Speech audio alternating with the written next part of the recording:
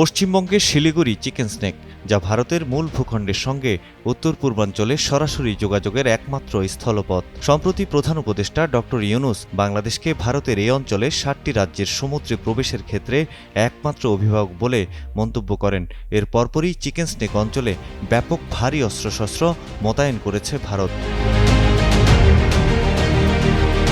ভারতীয় সংবাদ মাধ্যম ইন্ডিয়া টুডের খবরে বলা হয়েছে, ভারতের প্রধানমন্ত্রী নরেন্দ্র মোদী 2 দিনের সফরে বিমস্টেক শীর্ষ সম্মেলনে যোগ দিতে থাইল্যান্ডে গেছেন। এই পরিস্থিতিতে নয়াদিল্লি এই অঞ্চলের কৌশলগত উন্নয়নের দিকে তীক্ষ্ণ নজর রাখছে। পশ্চিমবঙ্গের এই সংকীর্ণ ভূখণ্ড উত্তর পূর্বের রাজ্যগুলোকে ভারতের মূল ভূখণ্ডের সঙ্গে সংযুক্ত করে এবং এর উত্তরে নেপাল, পূর্বে বাংলাদেশ ও ভুটান এবং উত্তরে চীন সীমান্ত।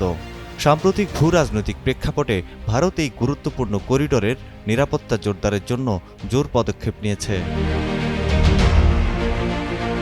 এখন যে কোনো ব্র্যান্ডের পুরাতন এসি বদলে নতুন ওয়ালটন এসিতে উপভোগ করুন 25% ছাড়। ভারতীয় সেনাবাহিনী শিলিগুড়ি করিডোরকে তাদের সবচেয়ে শক্তিশালী প্রতিরক্ষা বলয় হিসেবে উল্লেখ করেছে এবং অত্যাধুনিক সামরিক প্রস্তুতি বজায় রেখে যে কোনো সম্ভাব্য হুমকির মোকাবিলায় প্রস্তুত রয়েছে বলে জানিয়েছে। এ অঞ্চলের নিরাপত্তার দায়িত্বে থাকা ত্রিশক্তি কর্পসে যুদ্ধবিমান, ক্ষেপণাস্ত্র ও অত্যাধুনিক অস্ত্রশস্ত্র সজ্জিত রয়েছে।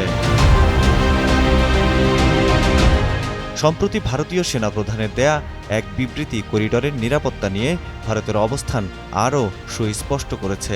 তিনি জোর দিয়ে বলেছেন, চিকেন স্নেক কোনো দুর্বল জায়গা নয়, বরং এটি ভারতের সবচেয়ে শক্তিশালী সামরিক অঞ্চল, যেখান থেকে পশ্চিমবঙ্গ, সিকিম ও উত্তর পূর্বাঞ্চলে সৈন্যদের যে কোনো ধরনের হুমকির মুখে দ্রুত মোতায়েন করা সম্ভব। ভারতীয় নিরাপত্তা বিশেষজ্ঞরা মনে করছেন, ঢাকার বেইজিংয়ের সঙ্গে ক্রমবর্ধমান ঘনিষ্ঠতা ভারতের জন্য কৌশলগত চ্যালেঞ্জ তৈরি করতে পারে, বিশেষত শিলিগুড়ি করিডোরের নিরাপত্তার ক্ষেত্রে। যে কারণে chief of defence staff CDS general Anil Chauhan সম্প্রতি উত্তরবঙ্গ সফর করে যুদ্ধ প্রস্তুতি খতিয়ে দেখেছেন এবং ভারতের আঞ্চলিক অখণ্ডতা রক্ষার অঙ্গীকারের উপর জোর দিয়েছেন। এই সফরে নিরাপত্তা কৌশল নিয়ে উচ্চ পর্যায়ের আলোচনা হয়।